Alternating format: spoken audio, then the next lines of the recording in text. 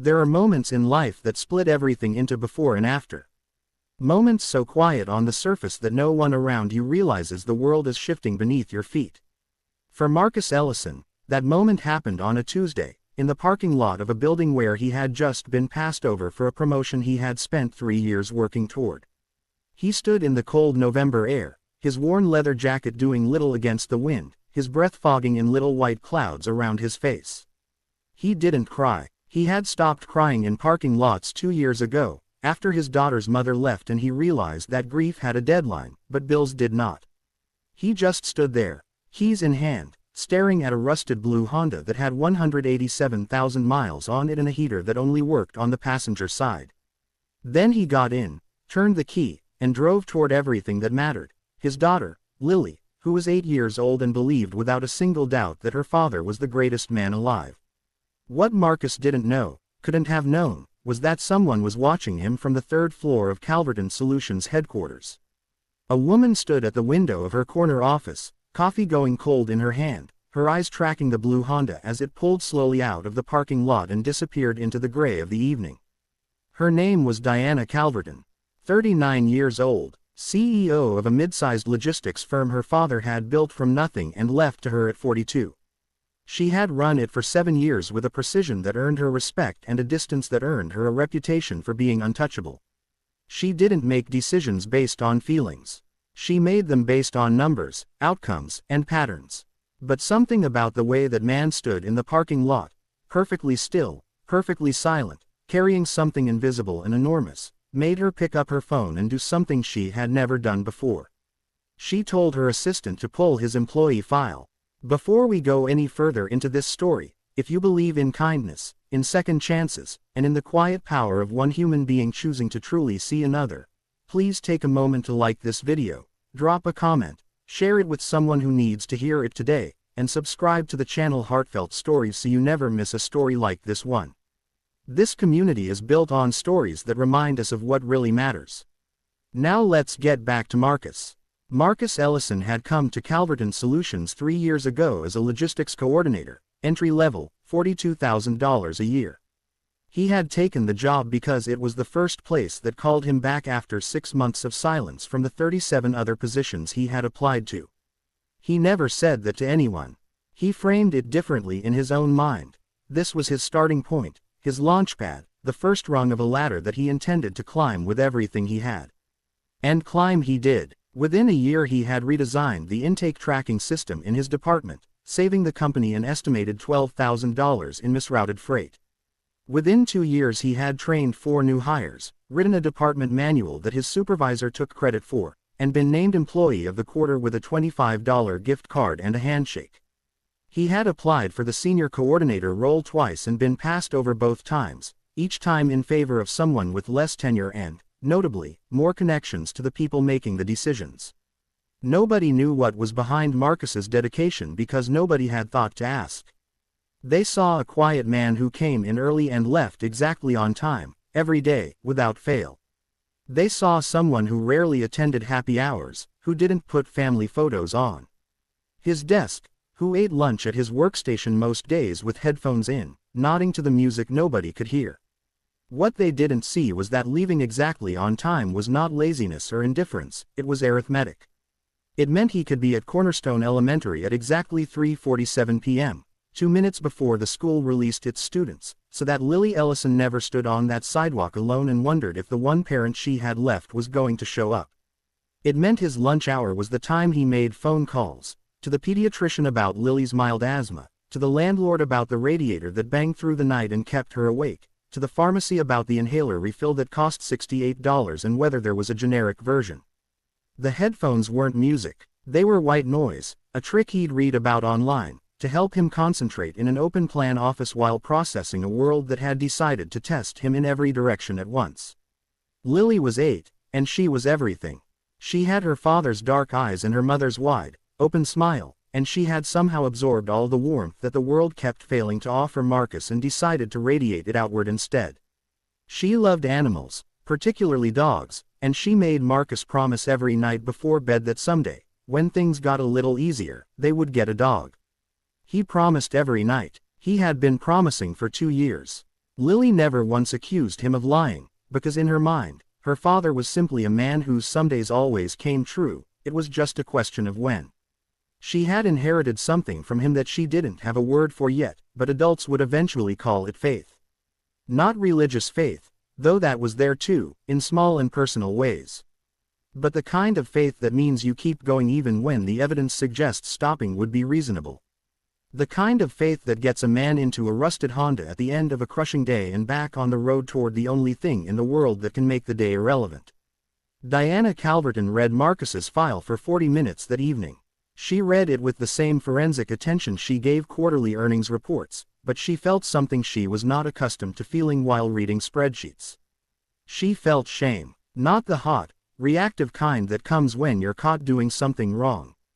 The slow, cold kind that comes when you realize something has been happening right under your watch and you simply never looked. His performance reviews were exceptional. Words like diligent, reliable, indispensable scattered throughout documents that had never resulted in so much as a cost of living raise above the standard 2%.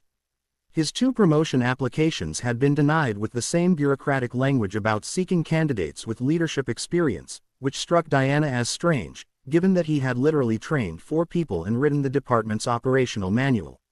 She flipped back through the manual, found his name nowhere in the document, and then found in an older email chain the moment when his supervisor, a man named Greg Harland, had simply removed Marcus's attribution and submitted it to HR under his own name.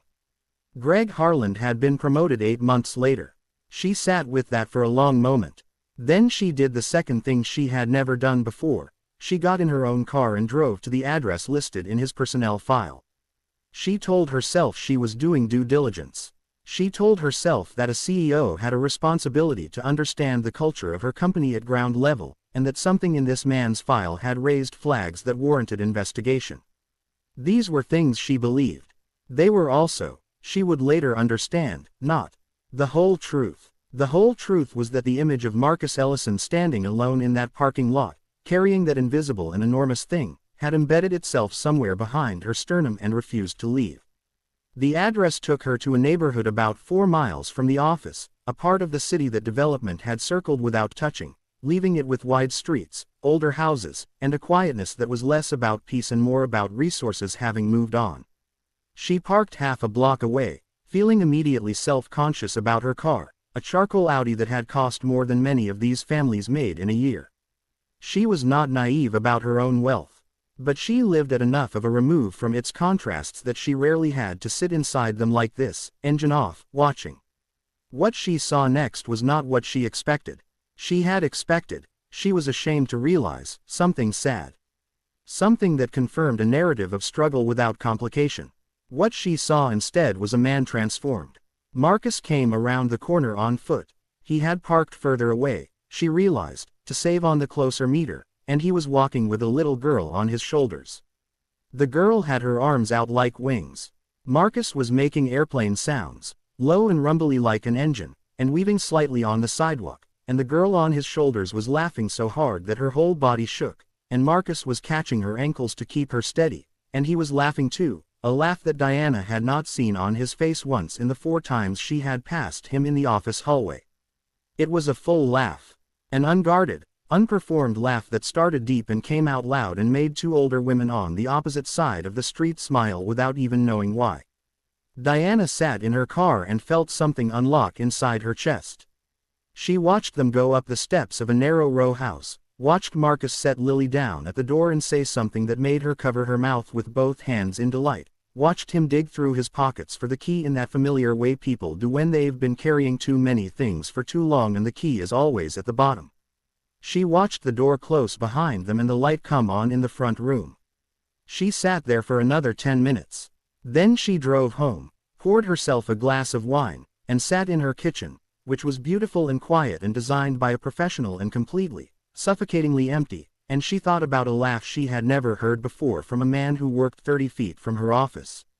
Over the following 2 weeks, Diana Calverton became something she had no category for in her own self-understanding. She began to pay attention. She reviewed the promotion process that had bypassed Marcus, and the more she looked, the clearer the architecture of the problem became. It was not overt, Dramatic racism in the way that words sometimes made people picture. No slurs, no overtly hostile acts. It was the quieter and in some ways more insidious kind, built into assumptions and networks and the comfortable gravity that keeps people promoting versions of themselves. Greg Harland promoted men who went to happy hour, who played golf with him on Saturdays, who belonged to the easy shorthand of his world. Marcus Ellison was excellent at his job and invisible in every other way that Greg's world valued. And Diana, who had fought her own battles to be taken seriously in boardrooms, had built a company and then, in her busyness, allowed that company to replicate the very patterns she had once railed against. She called an external HR audit. She did it quietly, framing it internally as a routine review.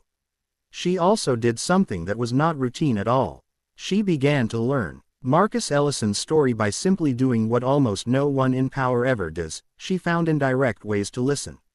She had coffee with the woman who sat next to him in the open office, a chatty coordinator named Priya who had worked with Marcus for 2 years and who, once given the slightest opening, talked about him with a fierce and affectionate loyalty that told Diana everything about the kind of person he was within his immediate community.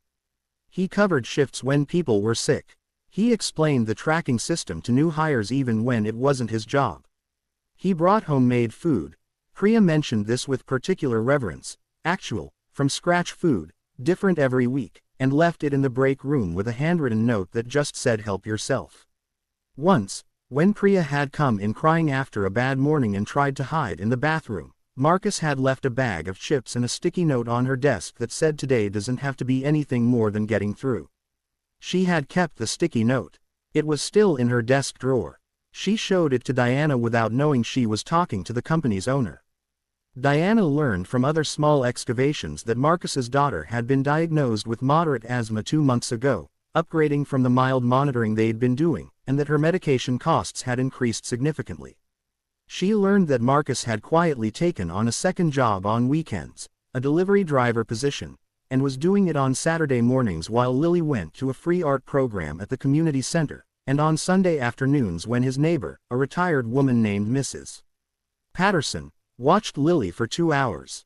She learned that he was saving for a dog, a fact that Priya mentioned with a laugh, describing how Marcus sometimes talked about it the way other people talked about retirement, like a distant, cherished horizon.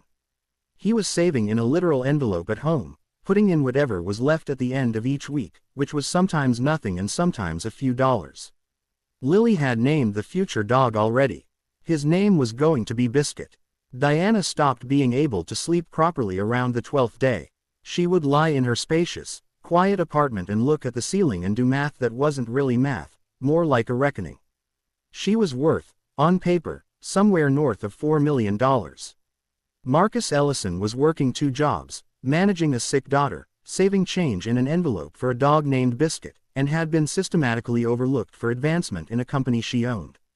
The geometry of this was not complicated. The action it required was not mysterious. And yet she found herself hesitating, because the action had to be done right. It could not look like charity. It could not feel like pity. Because Marcus Ellison, every observation confirmed, was a man of immense quiet dignity, and anything that stepped on that dignity, even with good intentions, would be worse than nothing. She called her head of HR on a Thursday morning and told her she was restructuring the senior coordinator track. She was creating a new role, senior operations lead, with a salary of $68,000, full benefits, a development track toward management, and she had one candidate in mind. She had also, she mentioned, reviewed the attribution on the department operations manual and would be making corrections to the official record, and would be having a separate conversation with Greg Harland about leadership ethics that Greg was not going to enjoy. Then she went to do something that made her more nervous than any board meeting she had ever attended. She went to talk to Marcus directly. She found him at his workstation at 8:14 in the morning, already there, headphones on. Working. She pulled up a chair without preamble and sat beside him, and he pulled his headphones off with an expression of controlled, professional wariness that told her everything about how unexpected her presence was and how much he was working to not show his surprise. She told him she had been reviewing employee performance and advancement records. She told him she had found significant oversights. She told him, clearly and without meandering, that she had read his file, that she had looked into the manual situation, and that she owed him an apology that she intended to deliver plainly and without corporate softening. She was sorry. The company had failed him. She had failed him, by creating conditions where this could happen under her name. And she wanted to offer him not a consolation prize but a role she believed, based on everything she had reviewed, that he had already been doing informally for 2 years.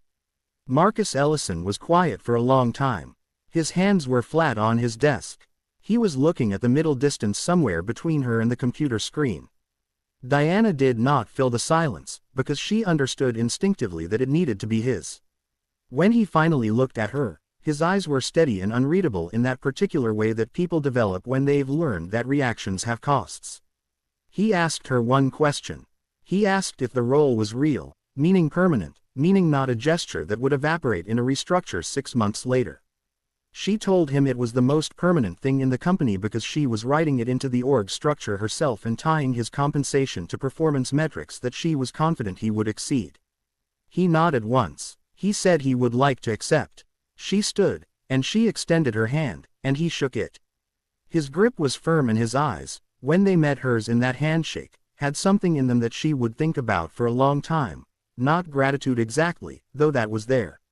More like the look of a man who had been running uphill for so long that he had forgotten level ground existed, and had just felt the terrain begin to shift. 2 weeks into his new role, Lily had a health scare. Her asthma flared badly enough on a Wednesday afternoon that the school called Marcus in a near panic, and he left the office immediately without saying much to anyone.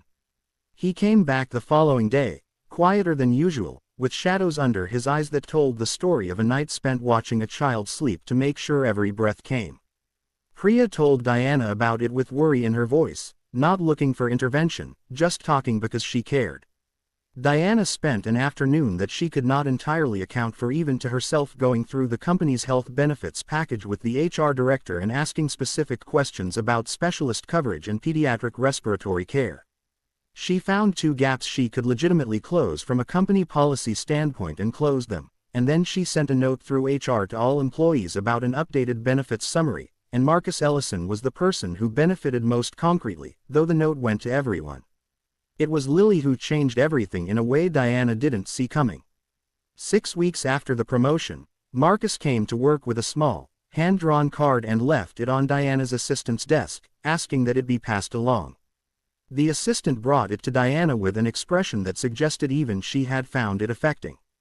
The card was drawn in crayon on folded construction paper. On the front was a picture of 2 people, one tall and dark with a big smile, one smaller with a yellow dress, and above them in careful, slightly wobbly 8-year-old handwriting it said, "My dad says you saw him."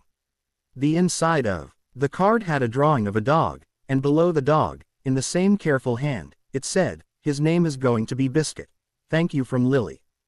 Diana Calverton, who had held together in board meetings during hostile takeover attempts, who had delivered her father's eulogy without her voice breaking, who prided herself on a composure that had been called cold and called steel and called brilliant by different people in different circumstances, sat at her desk with a crayon drawing and a sentence, "My dad says you saw him," and came apart quietly and completely. She cried in the way that people cry when something true has been named. Because that was what she had done, in the parking lot, at the window, on that Tuesday in November. She had seen him, not his file, not his output, not his productivity or his potential or his value to the company. She had seen a man.